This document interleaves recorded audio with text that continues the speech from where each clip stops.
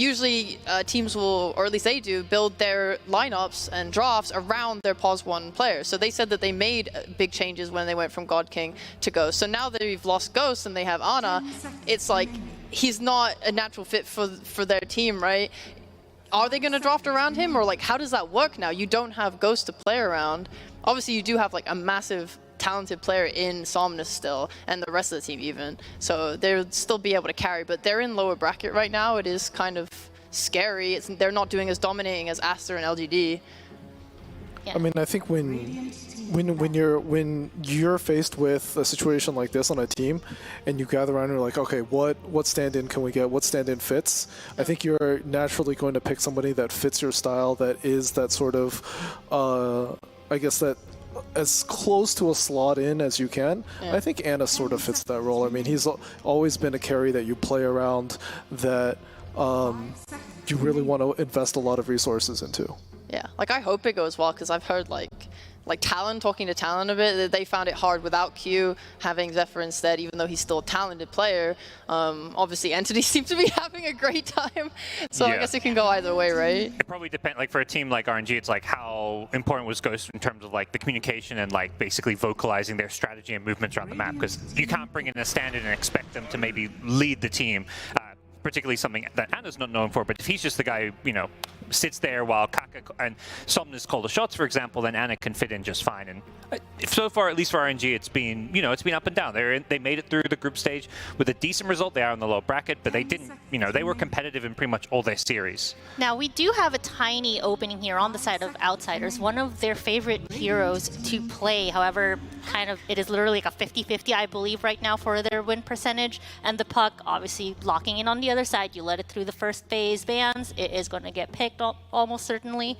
What are our thoughts on these two openings? I love to see the confidence from RNG compared to an earlier series like the Liquid one. They saw a tiny opening and they weren't confident in just taking that puck, whereas RNG, they don't care. I think a lot of good teams and players and puck players don't care anymore about this tiny. You just take the puck and you have a Wyvern which is meant to like kind of cover the matchup and help deal with the tiny. A favorite that they have a potential here that they like to pair with Tiny is this Skywrath Mage as well on the side of Outsiders. Now, Gods, like, is that something that you like, especially with the Wyvern in play? I think I like it a lot against the puck too. It's been like an Outsiders and Spirit, Eastern Europe, it's been a go-to. So great call, Nikki. It's just one of these solutions that it seems Eastern Europe thinks deals with puck best. I love it. I think I am most surprised by the Tiny instead of the Marcy, because they loved it so much. We saw the like back and forth of taking and giving in the Spirit series. I guess they've kind of grown from that and thought, well, maybe we think Tiny's better at dealing with stuff. Yeah, I guess they know by leaving Puck in the pool that most likely it's getting picked, so they'd rather have Tiny Sky versus Puck rather than Marcy Sky. That's my read on it, at least. If there was no Puck, I totally agree. I think they look better when they have Marcy on their side. It's just such a good playmaker. Yeah. So while we're going through the bans here, Charlie, I'm kind of curious. Like, you've sat in a lot of scrims and official plays. Like, as far as like the comms, it's usually what the captain and the coach doing the draft. How involved do they like to get their other players? It really depends on the kind of player, but usually yes, it's between captain and coach, and they'll back and forth on certain ideas, and then when it comes to a specific core, they'll be like, hey, what do you want to play in this position? Or or they'll probably be like, Ana, you know, what do you feel comfortable on? What do you think you can carry the game on? Like, what feels good here? And then, you know, they'll usually have a list of anywhere from 3 to 5 heroes, and they'll be like, okay, this one slots in here. I feel like most cores are not super vocal, and so it'll just be like, you know. Did your team ever have to do, because we did that at DC, where we had an assignment, give us a list in a Google Doc of all of your favorite comfort heroes? Yeah, I feel like most teams have like have this. Yeah. If not, if it's not like the player themselves making it, it's like the captain or their coach or analyst being like, okay, this is what you can play, this is what we're gonna stick to, and then we're gonna, like, this is our starting point for how we're gonna approach this tournament. Yeah, I think, something that got a lot of recent attention was like with OG, like the Amara rule. If you want to play a new hero, what level you are. Something like that. That's basically always existed for every team in some form, just not like, oh, what's your Dota Plus level? It's just like your level of comfort on a hero has always been a deciding factor for any team when they pick your hero. Yeah, so now as we're rounding out the Phase 2 bans here, Chen out of play, TA out of play. Juggernaut's been a pretty hot commodity, surprisingly, right now.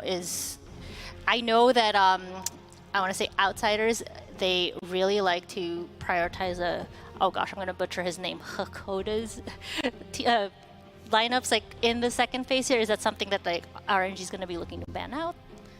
And potentially they're just banning heroes that deal with like their game plan and ideas. Like Jug, even though it's like Wyvern has a BKB piercing ult and like mitigates the physical damage, we've seen a lot of Jugs this tournament playing really around this like Maelstrom shard build where they just go in with spin and they get like their blink and they're able to just kind of face tank the fog, go up, break smokes, go on someone, blink out, get out. It's like very nice. The move speed's a lot and it's, I don't know, they assume it's just good for them.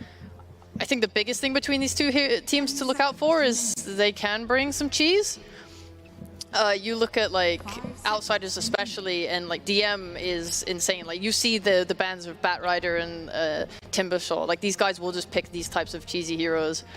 Yeah, he'll also play like the Lycans, the Zoo heroes. So I think Outsiders, their flexibility around DM as well as Ramses gives them a lot of options when it comes to these later picks here in the draft. I mean, speaking of cheese and DM, I believe they ran an offlane anti-mage this event, and I'm like, what? Oh yeah, Chalice did. Dude, Chalice is a really fun offlaner to watch. Like honestly, he's so aggressive. Like RNG in general is massively aggressive. I think it was like Xnova commenting on how like him and Somnus share this vision of like you have to be the aggressors to ever win a professional match. You always have to be the one going. And like Chalice fits that so perfectly as well. He's playing his DP. He's like diving towers as soon as he can and like pushing his hero to the limit. Like this team is not afraid at all to run at you, which is something that Outsiders also enjoy doing. So they are like quite matched in terms of playstyle, I'd say. I love that different look that we're getting now. I think in the past China used to be, they were pigeonholed as being passive, and I think lately, this is not the case. And I like this idea of taking fights on your own terms, being the aggressors. Yeah, you would say that, you boomer. It's been years since China was slow region. On God, what a thing to say. So let's talk about someone that we haven't seen yet. Is this a potential pick here maybe for Outsiders? Is the Marcy? Marcy. Oh, she's still in? Yeah. Oh, I don't know. Maybe, yeah. They have Tiny probably going on core. Yeah, it really just depends what they want to. Basically, they probably commit to what they want to do with Tiny here. I guess they could pick their carry, and then because Tiny's going to flex between 4 position or mid. Skywrath, for the most part, well, I guess it could be 4 position or 5 position. That's kind of the flex that you have with the Sky. But DM likely going to play the Death Prophet here, so that gives them some good tempo control, objective taking. You always want to have that hero that can, take easy objectives for you, contest Roshan, and when you get those advantage, make sure you secure Aegis shards for your team.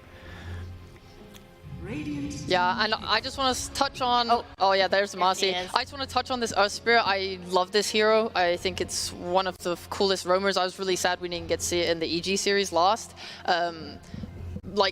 These players like Kaka and Baboka are just like so friggin' good in China on roaming on Earth Spirit. Your ability to like... You're looking at Outsiders lineup. What does Skyroth want to do? He prefers to leave his offlaner and go to mid. Marcy, same kind of deal. Spirit can also then get involved. Like, I think this game, especially with the puck on the mid lane, there's going to be a lot of movement to this mid lane for the runes, a lot of fighting, skirmishing. Spirit loves that. And he loves getting a Vessel, which is really, really good against DP, Tiny. There is a Terrorblade now picked on the side of RNG. If you asked me like a couple of days ago, I'd be like, oh no. But he's been struggling recently. Oh, I don't know. Maybe they're in bad TV games. This is a great TV game in my opinion. Yeah. TV is kind of that like challenger where it's like when you pick it, you're basically forcing your opponents like sound like, what are you going to answer this with? Because you can't typically ignore a TB. You have to beat it with either like your playstyle, like trying to beat its item timings, or you need some kind of hero like heavy magic damage, something that actually like directly counters and addresses the TB in the game. They sort of have that with Outsiders right now. The Sky, Death Prophet. But when before their match against Entity, Artur was like, TB always shows up in these elimination playoff games. Always. It's just, what do we go to? It's Terrorblade. Comfort. Yeah, comfort. You have to address it. It's like the new anti-mage, where it puts pressure on the other lineup. You have to do something. Yeah. Because we saw, like, particularly, for me, really, like, Liquid Boom Game 3 really shut up. Both teams were playing super conservative. Like, even when Boom got this massive lead, they want to take the high ground push incredibly safe. They, like, second Roche, not enough. Third Roche, just enough. Like, they just kept farming, getting bigger and bigger lead. And that's where I guess you want to make sure you have that hard carry. Yeah, yeah. And then I guess this makes, given that Liquid Boom series, it makes the Juggernaut ban make sense. You don't want the Juggernaut pick against Terrorblade. Or that Enigma as well. I mean, would you call that Terrorblade pick by RNG also just a block just to stop Ramses from playing him? Well, the RNG definitely have more tools than Outsiders to deal with the TV, in my opinion. But I just think it's really great because when you're playing into Tiny and DP cores, your Scotty timing on Terrorblade is really massive. They struggle to deal with it, right? And RNG are going to be able to take really great, like, when you're a Terrorblade, the one thing you don't really have is lockdown, right? You're playing with a Puck Coil, you're playing with a Earth Spirit who gets that talent for the role and has just, like, unlimited range catch, basically. You have a Wyvern who's going to allow you to, like, disengage too from fights, and I love that.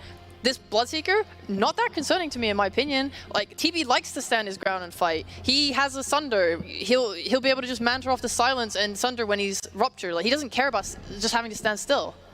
Yeah, it feels kind of like we just want to play with pace because we're up against a TB. They probably just don't feel they can out-carry it. And I think the smart thing RNG did is they saved this last pick for Chalice. Like, they're actually just trying to give him a good lane matchup, so it forces Outsiders to pick a carry that's not going to have, like, too many bad matchups. Like, Bloodseeker's kind of like this just safe carry pick where, you don't get too many bad lanes, but as a result, yeah, this TB is kind of set up to have a great game now because there's nothing to pressure him with this Bloodseeker pick. Yeah, I don't know if they want to go into, like, lane winning. It's a bit greedy, but something like a Nature's Prophet could potentially, like, just bully this lane with the Treants. The only problem is I wouldn't want to leave him alone, and that's what Spirit wants to do. Usually when you think of, like, leave alone heroes, you have the DP, the Timber, which are all picked and banned, and you're getting a little bit awkward in terms of hero pool when you leave it to the last phase. It is still a pretty good matchup against Sky, right? Skywrath? Yeah. You just send the Treants on him, and the spell spam from Sky doesn't bother you as much. And usually you don't want double melee offlane, so you need to look at those ranged offlaners. Most of them have been banned out. Razor, Enigma, Viper, Death Prophet got picked up by Outsiders, so Nature's Prophet's like I'm not seeing anything else that really fits there unless they want to go, like, double melee offlane. They have played Necrophos. Oh, against Sky Bloodseeker. And I was like, oh, I like this hero with Earth Spirit. Wait a second. Yeah.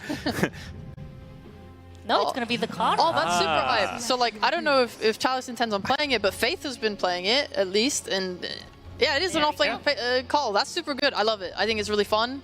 I think it's a lot of damage. I think, like, you're going to be able to just go farm stacks or, like, camps if you want while Kaka leaves the lane. I think it's a nice pick. So does it sound like a timing situation here? Like you said, a pace Outsiders looking to maybe go balls to the wall and try to end this as soon as they can. Otherwise, Terrorblade comes online and it's going to be a big problem.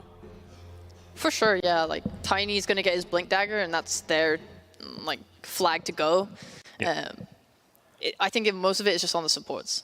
Feels like they need to, like, run and gun a bit. Like, they've got a lot of kill potential with Skywrath, Tiny, Marcy kill combos. Whereas the other side, you're looking at Turtle. You've got Wyvern, Coddle. Like, you can defend your high ground for days. Plus a TB to just out-carry anyone on the other team. So it's just a matter of, like, how far ahead Outsiders can get. Can they break that high ground? Because, the longer this goes, the better it looks for RNG.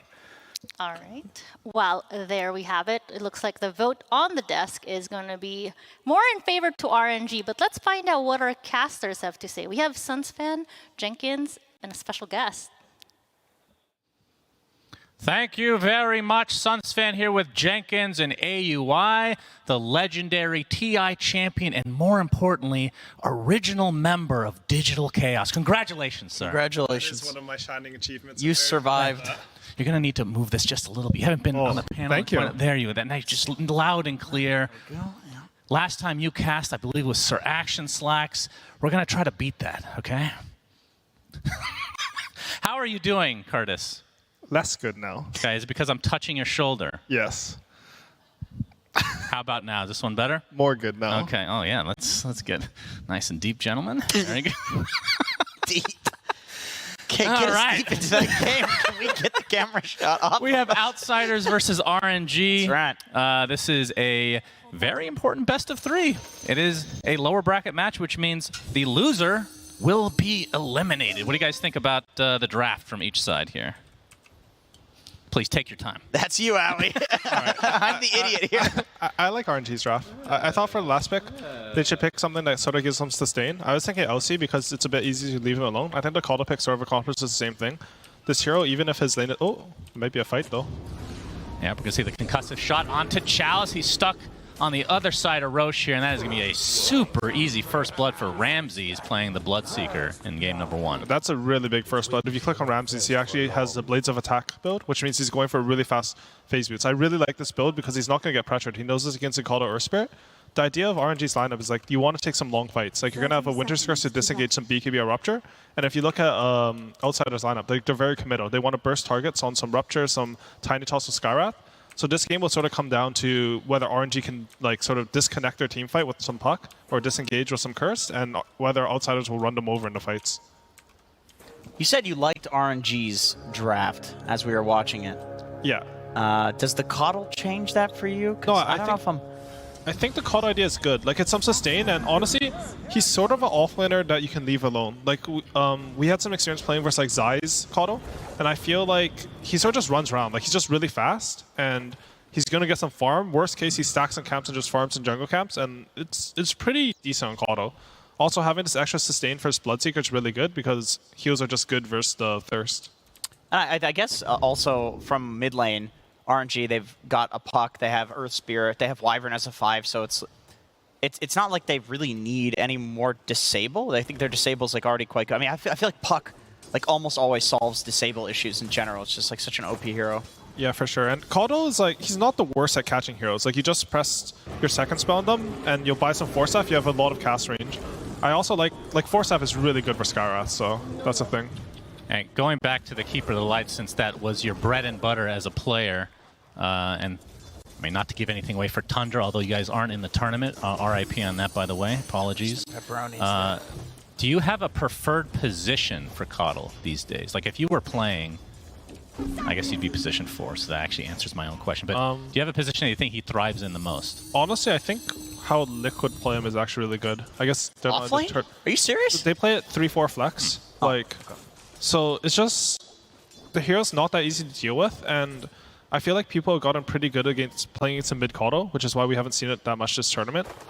And the counters in the safe lane aren't that robust yet. As we see DM and Yamich taking a lot of damage from X-Nova's Arctic Burn in this early stage of the game. And how do you think the Ana Terrorblade will fare this game? Does it feel like a good TB game in general? Yeah, I think it's overall a pretty good TB game. Like, he just has to worry about getting bursted by one tiny combo, and after that, I think it's sort of free. Like, a lot of people allow him to hit things, right? Like, honestly, the biggest thing with TB is, like, when you pop meta, you're committed to the fight. So if they can disengage for you or cut your meta a bit, then the hero can feel really bad. But in a game like this, you have, like, Puckho, Earth Spirit, Caudle, even some Winter's Curse. And the other thing is, if they commit on Terrorblade this game, like, the Winter's Curse will allow him to get Sunder off, and I think he should feel pretty free for that.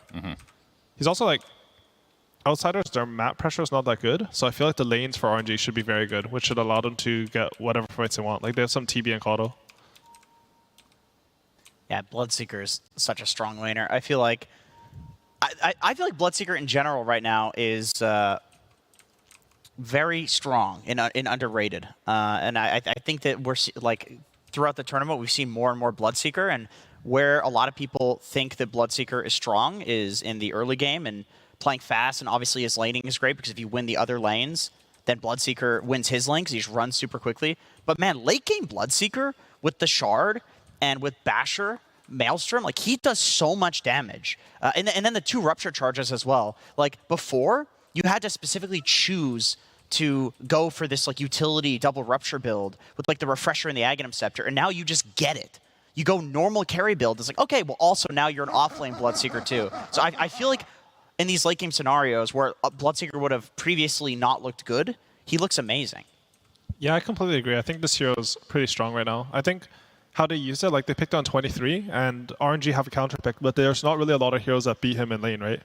So you sort of get this 23 carry who, even though you don't have to counter pick, is going to win his lane. It's really valuable. I was thinking the hero scaling is good. Like this game, I think he should probably go for like some, like the items you said. You get the Maelstrom, you get the BKB, and then the Basher and the Shard, and I think he should get like some Blink Refresher. And he should just look to hunt this Coddle and like just kill supports this game. I think if he does that, and I think he's going to have a really good game because of the first blood and his build. Like I really like this phase boost rush from him. It's going to look good for him. So we are now unpaused. Oh, Kaka missed the pull. Yeah, Kaka. Blame the pause. Blood right. He's going to get slowed a bit beforehand, so this might be a kill. He's going to attempt to TP out. Oh, they they not actually, have the damage, but I thought they might have gotten him actually if they kept right-clicking. Ramses is underestimating how much his Blades of Attack is actually doing. Yeah, I think they had him too, but it was pretty close to be honest. Well, Ramses is playing, and we're not, so give him the benefit of the doubt there, perhaps. This is still really good head and shoulders as well, which I think it's very important. Yeah, Owie, do extra damage. Owie, what do you have to say about head and shoulders? No strong opinions, but oh, Ana getting quite low. Is actually going to turn this around after Yamich as he is in his meta form, but it's going to be a trade, and Yamich is the one with the XP coming out of that, so Ana only with the gold exchange. And he gets tipped right after. That's meta down too. He popped it right before he died, which is probably why the tip is happening.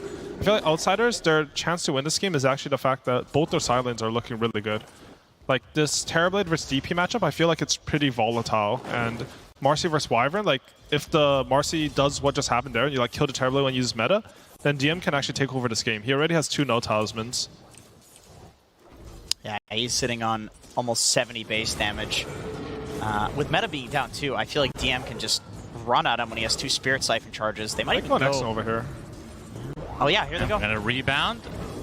And X-Nova is their target right now. He's going to get disposed back into the creep wave with the Spirit Siphon from DM. He's getting chased by Ana. Just be a little bit careful. Cryptstorm comes out as well as X-Nova just trying to limp away, but it's not going to happen. DM gets credit for that one. Now they can turn their sights to Ana. Probably no kill coming from this, but it's down to half HP just after TPing. Yeah, and he has to buy his own tangles and more regen on Terrorblade. Terrorblade this game, he just really wants to get to treads and make sure he can farm fast this game. But the death and these trades are really delaying him. They even have some double wave pushing in. They're going to pressure him under tower here. Also, because of how this lane is going, as they go on Ana again. Yep. He's going to get disposed again. Cryptstorm to follow. And he does have a couple tangos, but it's going to be a slow regen for him. I feel like he really needed to buy a Solve there instead of a tangle. Oh, he's actually going to Solve by X-Nova. Okay. So, what are your thoughts? I mean, I haven't gotten to talk to you, Curtis, about the changes of the health salve, but from like a team perspective, how big of a change do you think that was? Like Jenkins was saying, it might be the biggest change in the last few years. I mean, last few years we had like outposts and neutral items and stuff like this, right? Since the neutral items patch, okay. It's like since those big patches. It's definitely big. It affects how aggressive you can play on carry lane, but honestly, I don't think it's that big. Like when I play support, I just buy a lot of tangles, and you just constantly give your carry 2 tangles, and they're just gonna buy like 1 Solve. Before you'll buy themselves, and they buy 1 tangle. So it's like flipped who goes for what regen, right? Yeah, like the supports go tangos, and the core goes a salve. I think it's generally a bit more painful for cores because holding a salve is sort of like annoying, but it's not so bad, I think.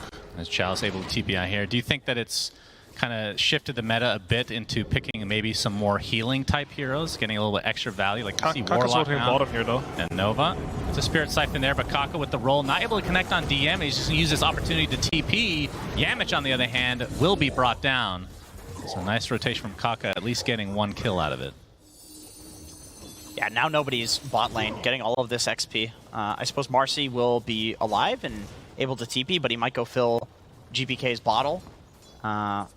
DM is walking there. Does have his boots, so he'll get there. As for your earlier question, Sunsfan, I feel like I don't know. I've heard a lot about this healer makes up for the solve, but I'm not too sure about it, to be honest. I feel like the heals keep you topped off, but if you were gonna need a solve, like you still sort of need to have an emergency one anyways. I feel like these heroes are just sort of strong, and there's a lot of like long range poke in the meta right now, and these healers help with that. Okay, then I get my follow-up question is, what about the BKB change? Do you think that's had a huge impact? Oh, actually, Yeah, that one's big. Toss, puck coil comes out. Kaka, he's going to get healed up a bit by X-Nova. And it looks like the target is going to be Yamich here. Illusory Orb is there. And it looks like Somnus and company will be able to get that kill. Well, I like what Anna's doing bottom here. He stacked the camp for himself and he's pulling it. It's really good because he got left alone because they're trying to make these mid moves. And Anna, I think he's always been really good at like sort of maximizing what he can get out of the lane. Like he doesn't always win his lanes, but he always finds a way to get enough. Yeah, and to be clear, he pulls, but he doesn't right-click the creeps. Like it's not a farming pull; it's to pull the lane back, right? Yeah, like we see here, like after this camp, I mean, he's sort of tanking for his range creep, but the lane will sort of reset and it'll just be right in front of this tower. Yeah. So usually he would sort of get kicked out of lane now. Like DP's going to hit level 6, he's going to exo. But honestly, he can take this next wave, push it out really fast, and then go farm with illusions. And because of this lane position, they're even thinking of rotating here. This one pull, like, sort of changes the dynamic of how the bot lane's going to be played. Anna's still level 5. As you said, DM's Exorcism is available to use now if you want. Go. Rebound, initiation onto Ana. And he's going to get disposed and silenced and brought down easily as Outsiders now going to pressure this tier 1 tower. Even with the good lane position, still he's just too squishy to the magic damage that they have. Yeah, maybe a bit of a mistake there. Like, I feel like he should just use his illusions to push it out and stay in the EXP range. But it was a good move from Outsiders. Like, it's not easy to predict these moves because they also had a wagon on top that Radiant felt like they had to deal with because this Bloodseeker has so much pressure. So they're sort of like guessing where the enemy's going to make these moves, and they sort of predicted wrong, and Anna ends up dying there. Somnus has his treads, looking for the Witchblade, so pretty standard build so far from the puck.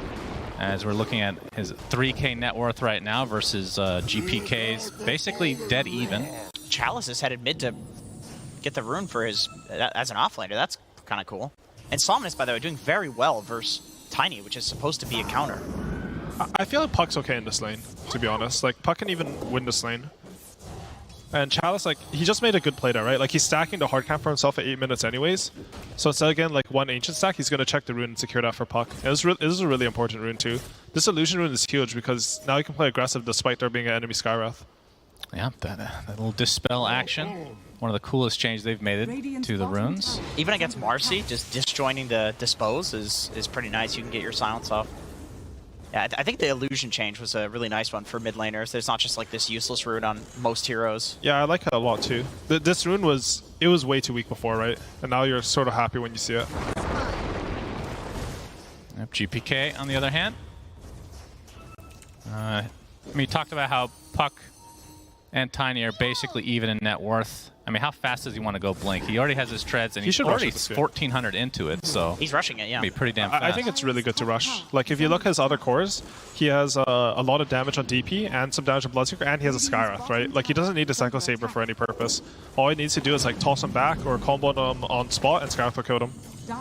I like these moves, too. Like, GPK, he's rotating out a mid, so that Skywrath can take mid, and then he can get EXP. Looking for Ramses, but not able to fully connect, so Ramses will be well aware of the rotation here from RNG. Chalice is not exactly the best ganking partner with him. Does have a horse, though, which does trample. Yeah, that's right. What do you think about trampling, Owie? What do you think about that? It makes me think of the Centaur patch where his ulti's stunned. Remember that one? Like, that's when I was 6th in the world on Centaur. Yep. That must have been a really good patch then. Like, Dude, I love it. Suns fan he was out of Herald on that patch. That's really impressive. I feel a bit weird that Outsiders, like, they won this top lane so hard, and then they sort of let the Bloodseeker get kicked out for free and lose their tower up there. Yeah, that tier 1 tower did fall as Somnus able to get off the coil. It's going to snap pretty much right off the bat, and a kick to the high ground. And that's going to be a nice kill onto Yamich. I guess my question is, if you think they gave it up for free, like, do they send somebody to hold the lane, or do you think they have to make a move up there because they don't really have a great hero to like sit and hold a lane, right? Their supports are Marcy Sky. They definitely don't. What I was thinking is, like, instead of this second rotation to bottom to the DP where they sort of secured this tower, or even instead of the first one, like, they had the wagon top and they did end up killing the TP, so it's a really good move. But I was wondering if, like, instead of that, it might have been a better play to rotate to top with this Bloodseeker Rupture and wagon. And I feel like this Kato would have lost his tower there, or they would have forced a lot, and DPU could have pressured bottom alone anyways. X-Nova does have Curse, but no backup here to try to get a little backstab action on DM and Outsiders. Oh, there's the blink. And this is going to be the blink reveal for GPK. Yeah, no Skywrath level 6 though, so they're relying entirely on GPK's damage for this, which he's very high level, so depending on who they get. Kaka, I don't know if this is luck or what, but he's going to be tanking the gank. It actually ends up being kind of fortunate for RNG that that's all they lose. Yeah, I think Ana would have died to that. Yeah, that was for sure on purpose by Kaka. That was a really good play. He's just sort of hanging around in between the Kato and Terrorblade and sort of stopping them from going for either hero. Ana's sticking around though. He sure is. They can't kill him. I can't Not quite well. close the gap here. Hakoda did get level 6 from that play though, so now RNG has to be really careful. Like pretty much any hero can die. I really like the Skywrath build as well. Oh, they're going for it. Ancient Seal. No avalanche toss yet. It's not cool though. And Kaka TPing, filling up the bottle. But he's just rushing this Veil, and then they'll have damage to burst anyone, even if you combo in place or anything. Oh, he's going to get tossed into the ult from Hakoda, and the silence to follow. Just a couple more right clicks will suffice, but he's going to live. Somnus does with very little HP, and instead Hakoda is the one that dies. Ramses gets off his Rupture with the Blood Right to follow. And Yamich looking to finish off Kaka in style here. And so that's going to be a 1-for-1. There's a nice toss back from GPK. Avalanche to follow as well. X-Nova on the other side of the river. Gets a curse off, but really to no avail. And even an Exorcism pop to try to pressure this tier 1 mid. Let's try to defend it on Chalice. He actually does have Spirit Vessel on the Coddle. No charges yet, of course. That'd be very valuable against this DP right now. Yeah, and you can sort of see, like, this Kato, he had sort of a rough lane, but he sort of just stacks up the jungle and does his thing. And he's still really strong right now. Like, you cannot run into this Kato. This is sort of one of the reasons why I like RNG's lineup, because I feel like the Kato can slow down the push. That being said, Outsiders up 3k, and like their position in the game is good. I think it's better than expected in this game. And we're going to see a smoke here from RNG. Somnus leading the way. Not quite done with his Witchblade. DM would be a very nice kill. Orb is coming, but he's going to spot it. Coil does connect. Now Chalice on the high ground, but you have Kaka coming in, gets the kickoff as well. And this looks to be an easy cleanup for RNG. And that's a valuable kill for sure. Now, beautiful execution from RNG there. And they're going to go to the enemy triangle now. Oh, this is cool. Yeah, just running and invading. It's like we get this kill, and did they block the camp? No, they're just sentrying. But still invading, just like pressuring us close to the enemy base as possible. I like this a lot.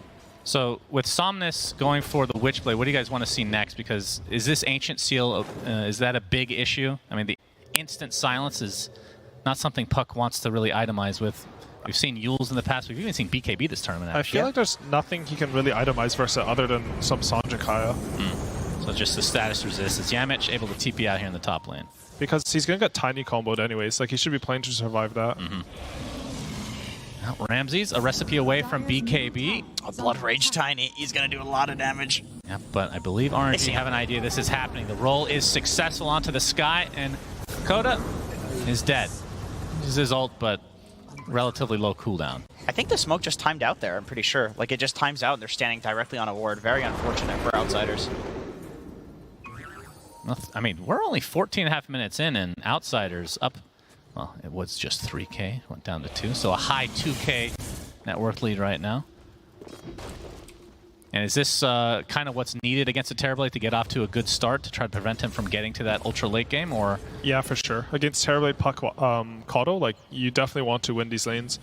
I like how Outsiders have now positioned themselves on the map. I felt a bit before this that they weren't utilizing the enemy jungle that well, but now DP is down here, even with some Tiny and one support, and they're going to like farm all the enemy jungle and their Ancients, and they should be like trying to place a ward in their own jungle and looking for moves around there.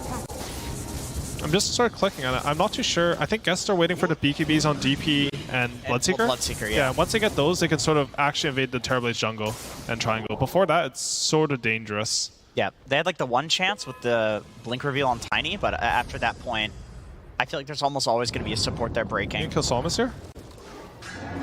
Oh, we're going to see a silence. Somnus is in a lot of trouble, getting Spirit Siphoned as well. The Avalanche to follow. He gets off the Coil and the Phase Shift, and it looks like he's going to Illusory Orb away and be just fine. But the same cannot be said for GPK, so completely punished from the side of RNG is... Doesn't look like they're going to get any more on top of that, but still, the fact that Somnus is able to live, pretty big. That's 2 times. If Somnus was not on Strength Treads, he's dead. 2 times. He just knows when he's in those dangerous positions. Stay on Strength Treads. I feel like the Skyrath should be with him there. Like, I'm not too sure what Zakoto is doing. He should want to play in the enemy jungle with his Tiny. Yeah, Hakoda is Spirit Vesseled right now. And this tier 1 tower is going to take a bit of damage, but should be able to defend. Hakoda even has max Ancient Seal too. So yeah, I think. Oh wow. I think you're totally right. Max Ancient Seal Veil, like this is entirely to set up for to make Tiny stronger, right? So you definitely want to play together. Right, Ramses has his BKB now, and we'll see if that's going to be go time for Outsiders. DM, yeah, he also has his. They have a smoke on the Marcy. We'll probably see them push out one more wave and a smoke into the enemy triangle. Try to kill this Terrorblade, who has just used meta. Okay. Yamich almost has his blink. Actually, he just picked it up on the. Oh wow, he's pretty farmed actually. Exo popped to take this tier 1 that's at half HP. So Outsiders obviously committing for this as GPK onto the high ground, trying to find somebody, but RNG ends up dodging him here. So the tier 1 tower looks to be Outsiders with no defense mounted from RNG. But the Roland Kaka, he's going to get the kick off, and GPK stuck on the cliff. That is the worst spot to be on the map, but the Mystic Flare might be able to trade Kaka, and they do, but again, GPK is the position 2 for Outsiders, and they're going to have to hightail the hell out of this fight. That was amazing. What a play from Kaka. I think, honestly, like taking a mid tower is never bad, but I feel for like how strong Outsiders are. They have this double BKB Blink Marcy timing. They probably should have gone for a bigger play than just hitting the mid tower from the front. You think they want Ana?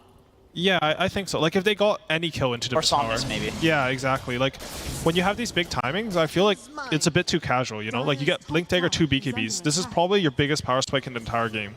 And if you're just walking into vision showing your BKBs, I feel like it's not justified. Yep, Coil, GPK, he just TP'd in after dying, and if he dies again, this would be absolutely disastrous. Able to dodge the Illuminate, but he's going to get Blinding Lit back into the fray with that Spirit Vessel still applied. He's just going to go down again. Yamich, a little bit late. He gets off the Dispose on a Somnus, but he's going to phase shift, be able to orb away, but looks like he is ruptured. Still has the orb to jaunt to again. Needs help from Chalice. Gets off his own to Ramses, pops the BKB. Another phase shift. And Ramses having to waste a BKB charge, and the Rupture now dissipating from Somnus, who's pursuing even further as Kaka leads the way. Gets off the vault. A DM with the silence. That might put this to an end, although Somnus was not silenced, so the orb coming out again. But obviously no coil quite up yet. So again, Outsiders punished.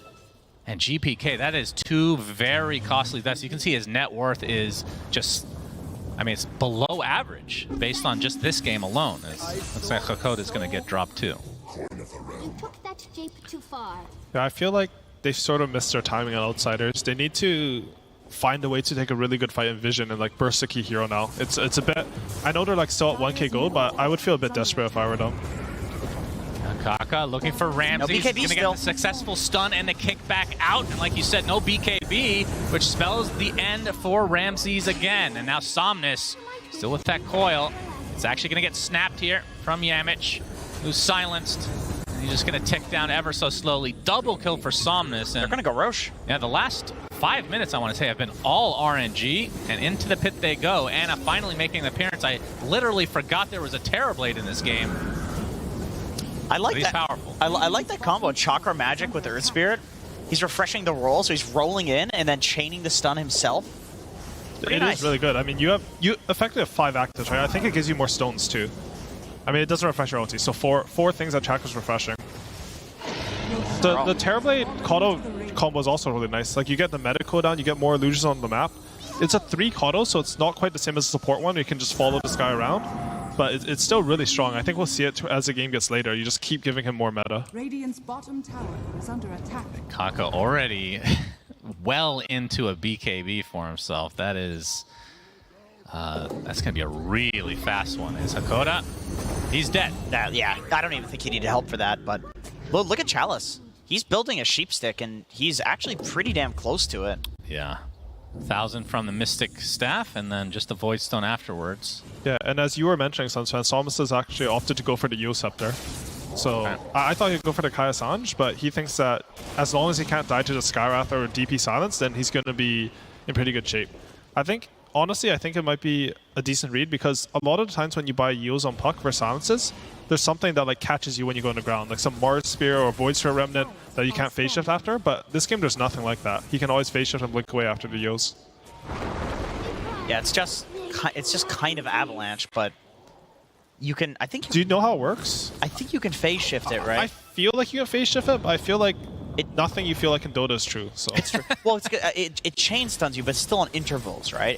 Now it does fully chain stun you, obviously barring BKB. Avalanche is a dumb spell, not affected by status resist randomly, just chain stuns when I feel like it completely shouldn't, but sometimes not chain stun because sometimes you can BKB in the first ticks. What do you mean it's not? Yeah, sometimes you can't. You're right. What is with that? I don't know. Sometimes you can, sometimes you can't. When you and initially spin cast and rage yes, and stuff. Exactly. Yeah. I don't know how the spell works. I've tested it so many times. What do you mean by it doesn't like status resist doesn't affect it? What does that mean?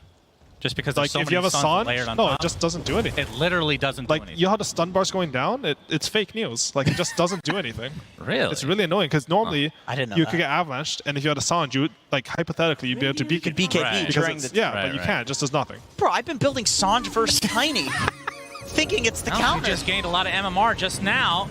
As we're going to see, a little initiation here. Dispose into the Mystic Flare. Curse is coming out as well.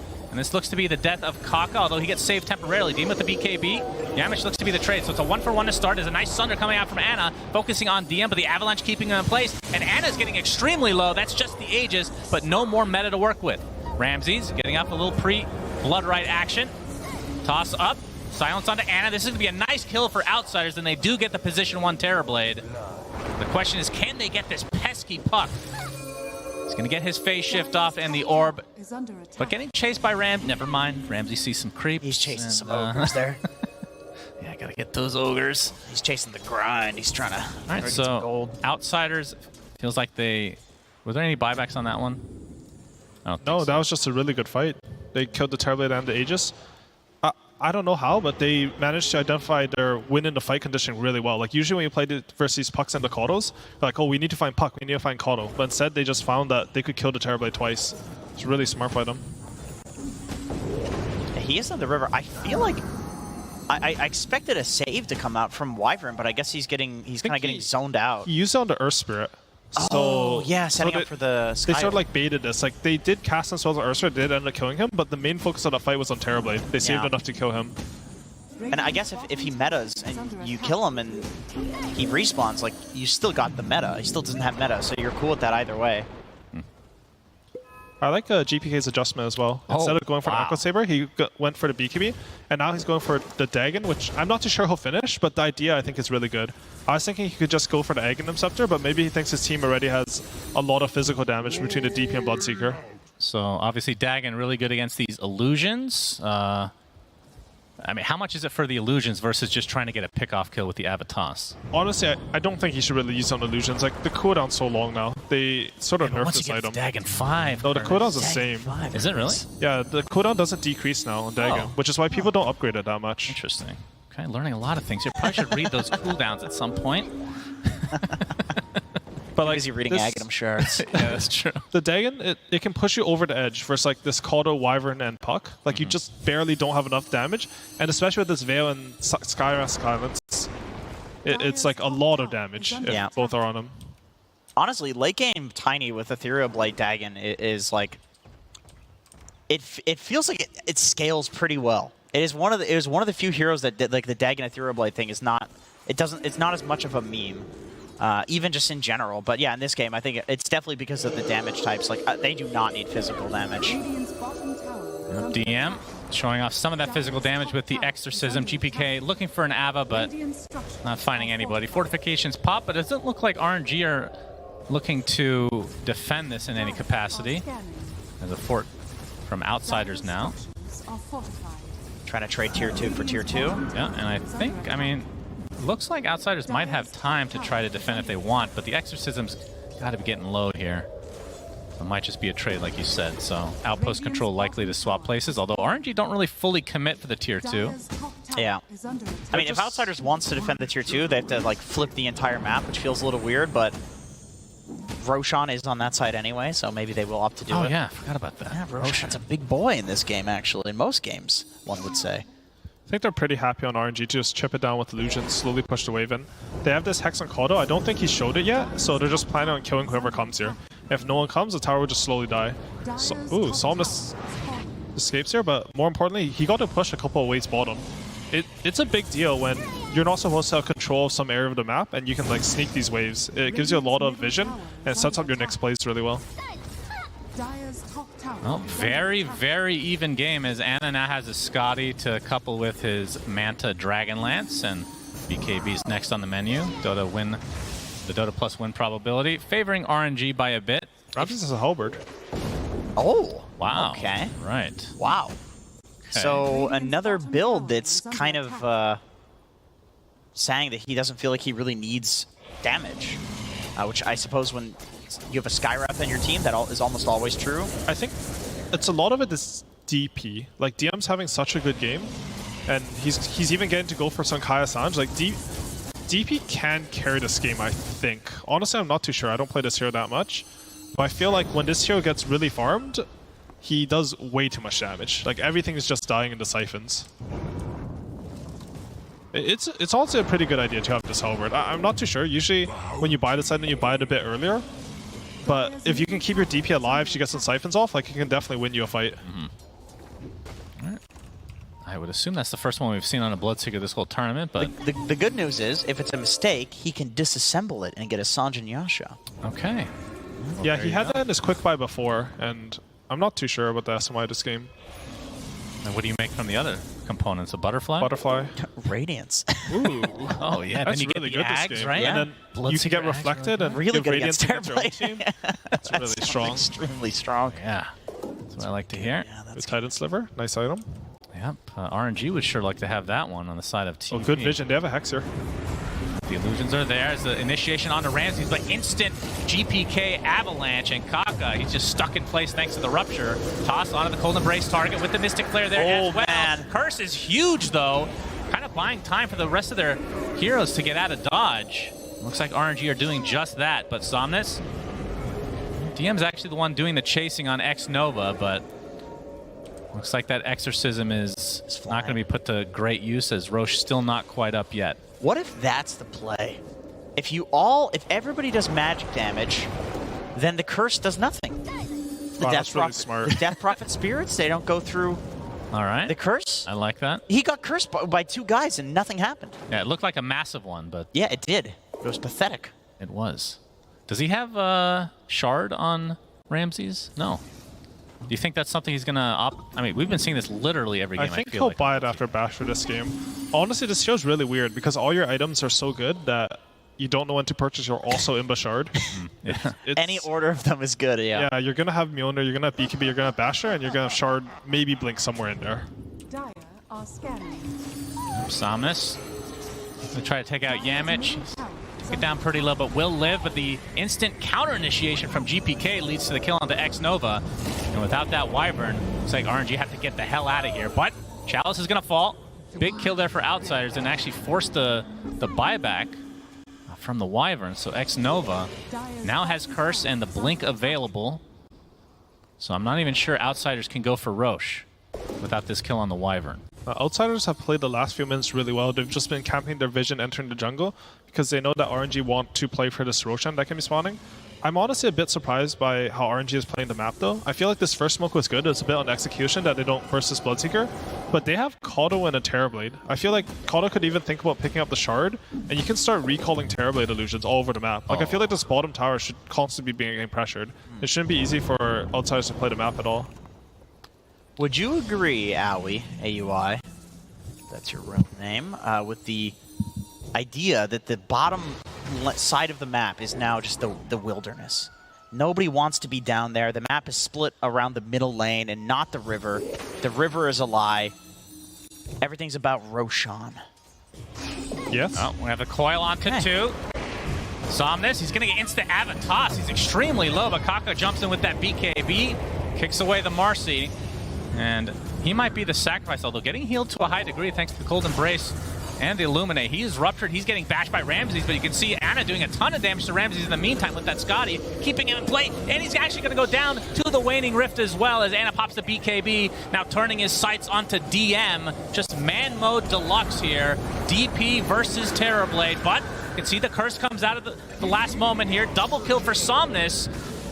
And the DM is going to go down to the triple kill from Somnus, who's just continuing to absolutely destroy this fight. And GPK, he's going to get Yules and the Waning Rift, secures an ultra kill for the Puck, and a full team wipe for RNG. And would you look at that?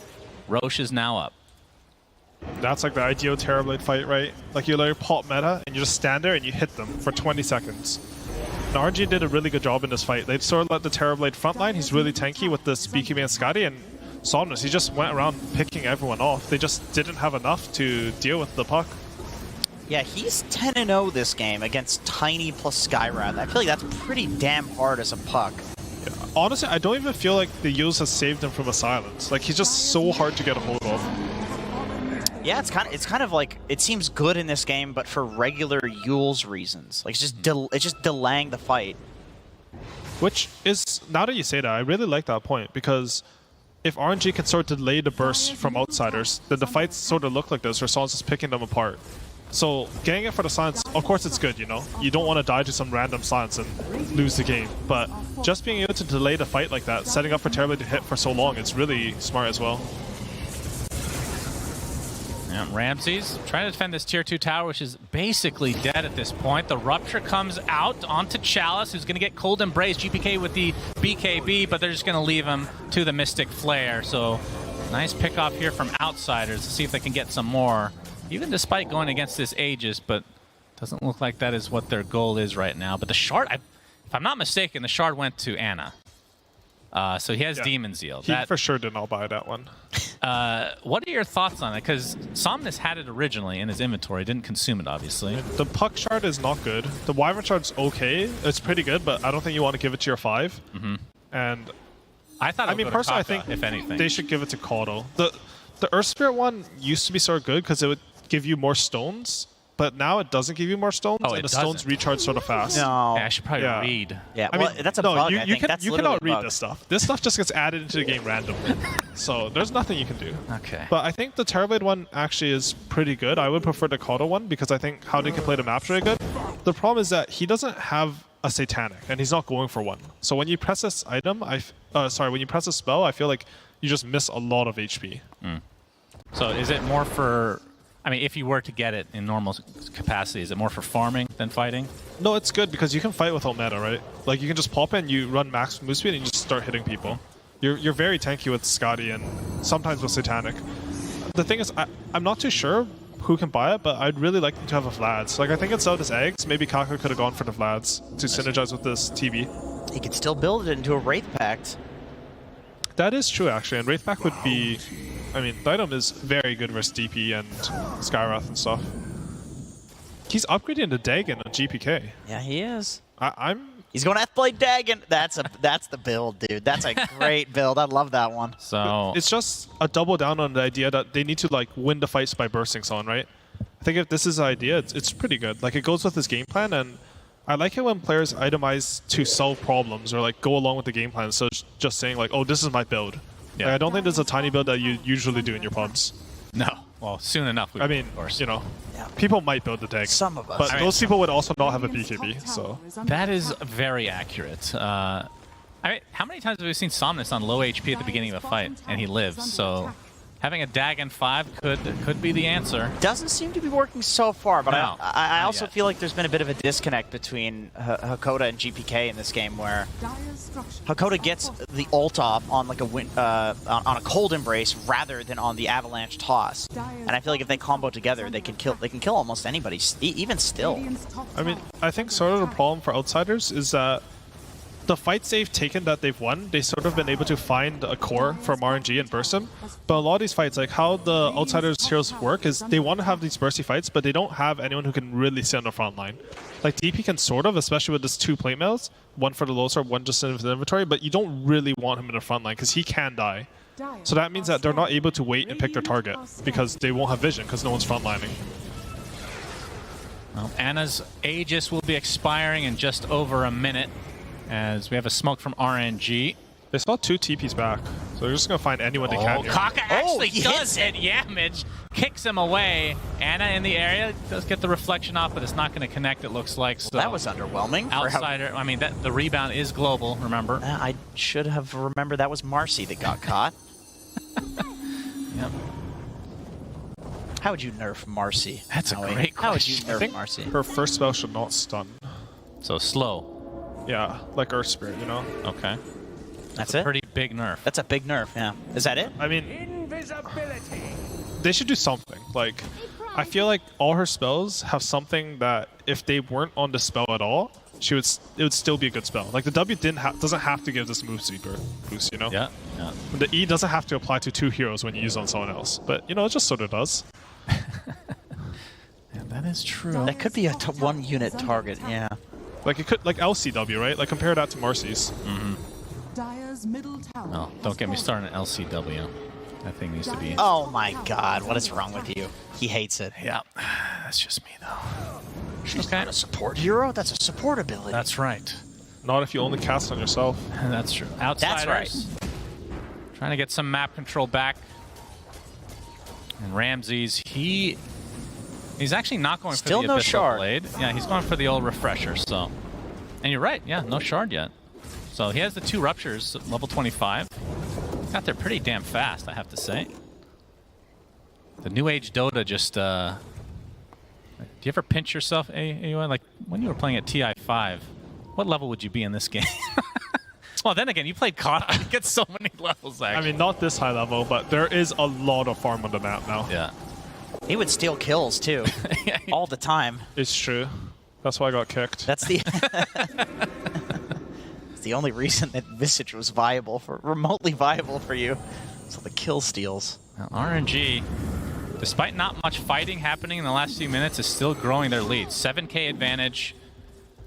They could just wait for the second Roche, which could be the game winner for them if they're able to secure it. But GPK, is that the Dagon 5? That's the Dagon 5, boys. We All got right. a full Dagon 5 on Tiny. Is that still the most expensive item in the game? Yes, Probably. Is it more Wind Waker? it's more than Wind Waker. Yeah. Honestly, I don't really know why you would upgrade to Dagon 5.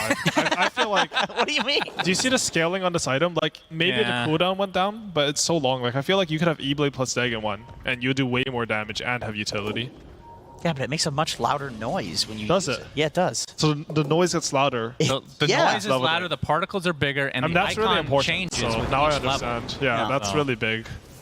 It's just personal gratification. You gotta think about Yeah, these. that's what these guys think about. They're like, how cool can my Dagon sound while I'm playing for this major to allow me to, Yeah, play of at TI course. for $40 million. That's Now, what GPK stands for. Gratification personal. Dire's What's middle the tower. K. no, that's why you're on this panel. Make god-awful jokes. Kaka, though, we can click on the Earth Spirit. He is only 1,000 from Ags. This is like the most terrifying Ags in the game. If you can just jump in, get close to anybody, turn them to stone, and kick them a ridiculous distance away, that's better than Walrus Kick if you're able to pull it off. Yeah, but it's got such a small cast It range. does. That's the only issue with it. It's hard to pull off, but I mean, he's been hitting the rolls this game. So if anybody can do it, it's Kaka. I didn't notice this, but the TB also picked up the Paladin Sword, which allows him to use the Shard pretty well. I like what RNG are doing here. Like, they could run into enemy jungle, you know, take a fight, look at Outsiders, but instead they're just pressuring the map. They're always going to make Outsiders respond to them. Now Outsiders have to spend all these TPs. The moment they see this Blood Circuit TP, they're going to go into enemy jungle, D-ward, and have full map control. Or they can take a fight here. Like, they get all the options. They're raxing with these TP illusions. Yep, they are doing quite a bit of damage. The melee rack's essentially at half HP. Ramses really will needs a heal. Shard, I feel like. Yeah. Those... Oh, he bought the Skadi, actually, so the thing. I mean, he is pretty damn farmed. There's the jump in from Kaka, but the instant avalanche into the BKB was going to get ruptured. They do find Kokoda in the end, as the buyback now comes out from Kokoda himself. Yamage taken out very quickly, but Ramses focusing on Chalice will be successful in taking him out. And of course, Wyvern is a huge kill. The bash is there, so no curse comes out, but the buybacks do come through for basically everybody in this game, it feels like. And Anna, very low on HP. Doesn't have his Sunder up. He's just going to get Avatos, and no Anna available for RNG. As Ramses very annoyed with this puck, and he's actually going to go down to the overwhelming blink. from Somnus, but GPK does get revenge, and that turns into a double kill for him. And I believe that's the first death for Somnus in this game, if I'm not mistaken. But a very back and forth fight that's apparently not over. The curse finally comes out after the buyback, just to slow down the rest of Outsiders. That was an insane fight. Yeah, I'm super impressed by Outsiders. I feel like the map is hard for them to play. Honestly, the scale sort of, in my opinion, favors RNG, but they're just finding these fights that end up really good for them. They're playing the map really well. Even though they TP bottom, they like run right back to their rewards, and even though they're like losing a hero at the start of the fight, they still win these fights. I mean, honestly, I'm not too sure who won that fight in the end, but I think Outsiders did. They got like a 12 streak on Puck, right? It's probably in their favor. Yeah. I mean, they were also getting pressured right before, too. They were down like 10k, and if you look at the live, it is 5k. Yeah, actually, that was a huge fight for them. You're right. I didn't even notice, but Wyvern bought back in that fight, so yeah, it's big. And Kaka TP'd out. He got Rupture and just TP. I thought he would TP a little closer. He TP'd back to the fountain, so he just wanted to disengage completely. Yeah. So he wasn't available until this moment now. And he comes back without BKB, too. I think in that fight, the Kato used his Linken's on the Earthsphere is TPing out as well, and then he died because he didn't have a Linken Sphere up. For the Skyrat, did they go? What are the talents they picked? The Ancient Seal feels like a super low cooldown. Yeah, he took that one. That one's really strong. 100% uptime on that. That's crazy. Yeah, it's insane. Does that work against status resistance? Is that one of the ones? No, I think status resist affects Skyrat's sounds. I don't know. Just checking now. Just checking. I mean, question everything in life now. You cannot be certain of anything in Dota. Even when the tool says something, you still cannot be certain. So that's right. You have to check everything, and then you have to do it again every time there's a patch. Even a hot fix, you just got to double check. That's Exorcism in the pit. This is the third Roche with Aghanim Scepter available. It's always the Ags now. Yes, thank God for that. As RNG, they're going to scout it out with the Orb. This is a really important Roche, as there's the coil. It's only going to hit one, though. And there's the BKB from Ana in the meta, focusing on Ramses. Not able to take him out quite yet. He's just limping away, but finally drops on the backside. Will buy back instantly, though. And Ana getting quite low. He's going to get Cold Embrace, but they have enough magic damage to rip right through him. He does have buyback, but again, no meta to work with, as Yamich gets a nice dispose onto the Wyvern to that low ground. X-Nova is mega dead. And Outsiders now outnumbering RNG. Another beautiful Avatos back into the river. And a second toss to follow it up with. And that is another death on RNG, which means Outsiders should be able to snag themselves this Aghanim Scepter and third Roche. Of course, Somnus is still up, and I want to make sure that he doesn't have any crazy shenanigans to get in the pit, but this is going to be a freebie for Outsiders now. Huge fight. I'm not sure about these TPs from Kaka. He keeps getting ruptured. What? Why did they give Ags to Death Prophet? What? What? No one else can really take it. Skyrath Ags. Come on, guys. Come on. Don't give your 5 to eggs. Come on now. Supports might not even be humans, you know? Like, just let them be. Don't you want to see Bloodseeker Ags, Curtis? Yeah, the Bloodseeker eggs. What about the Marcy Ags? Yeah. Unleash. I don't even know what Marcy eggs does. There is one. It does exist. It does. I mean, I think that one's good when you have the 25. If you take that 25. That's how I've been told. But again, Outsiders, just find these really good fights. I think how Ramses is talking these fights has to be really good. Like, he dies in this fight, but he's baiting them really far in. He's probably talking about his buyback for this Roshan fight. Yeah. He's like, oh, if you trade me for Terrorblade, I can buy back. And if he buys back, he doesn't have meta. And they are able to secure the Roshan for it. And even though he had to use buyback, getting this Aegis and Eggs is more than worth it.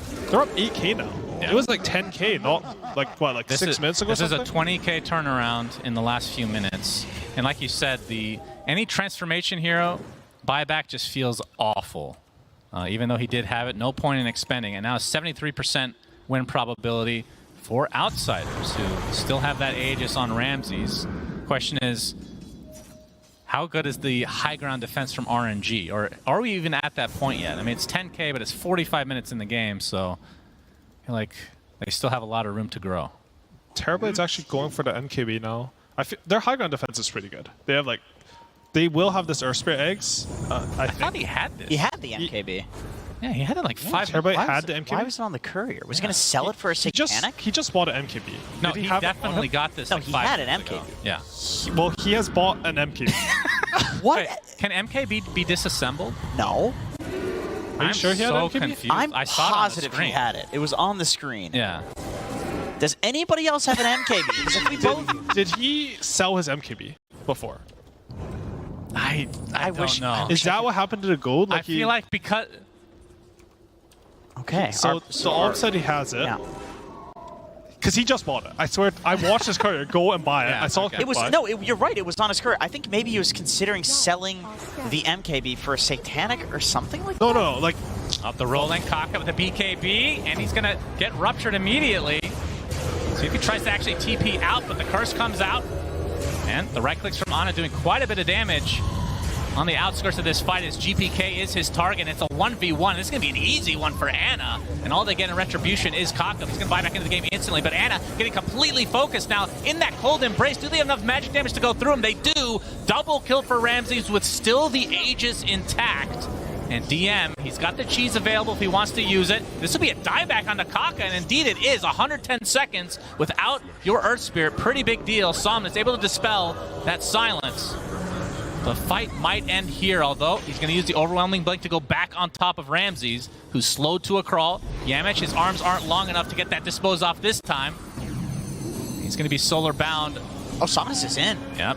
He's trying to do the puck things here. But I don't know if it's going to lead to anything more than just wasting time. He's doing it successfully. Wasting time is exactly what he wants. the name of the game for Puck. Yeah, he does not have a TP, though, and they're going to see that on the next wave if they click. So he's kind of stuck out here. So he has was that his flicker MKB to on be the able to courier? dispel too. What's that? You're still Was trying to it figure out the MKB? because I feel like Terrorblade is really suffering from not having lifesteal. Like I think a lot of these fights, if he had a Vlad's, or he was able to go for Satanic or something, like he would have sustained through these fights. They're very close, and it feels like because he has these items, at the end of his life, he just sort of has to run. He could have been like sort of manning up at the end of a lot of these. I'm not sure. Well, DM about to buy a refresher. Ramses has one now, as DM is being poked a bit by Somnus, but nothing will come of it. So Rams just doesn't want to buy the shard then, right? Like he's had a lot of gold. I think he's forgotten. I think he thinks that the shard will appear on the 5th Roshan. He's just playing for that. I've never seen a 5th Roshan, but I don't know surely if he the forgot, shard. but he might have some idea. Like, there's not that many tanky heroes on Radiant. I mean, I would buy the shard. I don't know. Yeah, it's definitely odd. All right, let's I go don't back play to this carry at this MKB level, thing. so. Let's go back to this MKB. So he sold something. What do you have there before? Was it a Hurricane He sold a Pike? Hurricane Pike now. Yeah, just now. And he sold a it Pike for Satanic for now. Satanic. I feel like, Not now- the most I efficient. mean, I think it's gold. correct to have the Satanic instead of the Dragonlance. And I feel like he shouldn't have upgraded to Hurricane Pike, but I'm not too sure if you're supposed to sell it. Like, he could just sell the boots instead. Yeah, I was thinking he would get rid of the boots instead of the Hurricane Pike. That's well, I mean, Ana is an item selling god, so what do we two-time know? TI winner. So can't really question Yeah, you've only that. won one, Curtis. Yeah, Idiot. noob. Yeah, it's pathetic. And you picked techies, for God's Yeah, sake. come on. You won with techies. Doesn't even count. Actually, I don't even know. Did you play techies in that finals, or was it banned No, it got every game? banned. Yeah, that's too We bad. That played still it. counts. We played it versus C-Deck in scrims before the tournament, and we thought they sucked because they would just run into my mines and die. Yeah, that's Apparently what they were really happened, good, but they couldn't play versus tech. I see. Yeah, that makes That's sense. a lot of people, to be honest. I feel Yeah. like nobody can play into techies. Dire's Well, middle 12K tower lead is now under for attack. outsiders, and the question remains: are we waiting for another Roche? This will be Roche number 4. We won't know for a couple minutes, but it feels like fighting around that time might be beneficial. Somehow I feel like this Terrorblade just does no damage. Like, he doesn't have a crit, and he's versus... I feel like DM's itemization was really good. He got a lot of armor really fast, which is bug for me, so it just looks like he has 14 armor for some reason, but Oh yeah, it's higher than that. on the production it looks correctly though. Okay. 14 So he's plus like 40 25. armor or whatever, and he just is not dying in these fights. I think Ana's itemization might have needed to be a bit more like Titanic plus damage items. The Hurricane Pike plus Manta combo ends up being like 10k damage for not anything. Like 10k net worth for no damage at Yeah. all. He's going for a refresher next, so opting to just have higher uptime on Metamorphosis, because I do feel like they're getting punished by not having meta. At least earlier they were, but I don't know. He's kind of dying with meta now. Like his supports are just dying in the fights. He's using his BKB, and then after the BKB, it just seems like Ana's just dying. So I know you brought this up as a joke, but do you think not going the shard on purpose because of curse is actually a thing? Does it affect allies? I would assume it would. Pure damage against Only when allies you're sounds blood pretty good, rage. especially I have tiny. no idea. But then wouldn't you not get, with the same logic, wouldn't you not want to get Basher? Because you bash your allies But too, they're right? already What if you stunned. just buy no damage items and then the curse doesn't do anything? That's what I was saying. That's what we're going for, right? That's what I was saying with the Heaven's Halberd. Yeah. You know the cool thing about the Halberd is that, well, obviously TB, you can disarm him, so the MKB doesn't... That's really good. Yeah, there's that, but he can disassemble it. Let me go back to this for a second here. Yeah, okay. So that's why Honest having this identity crisis.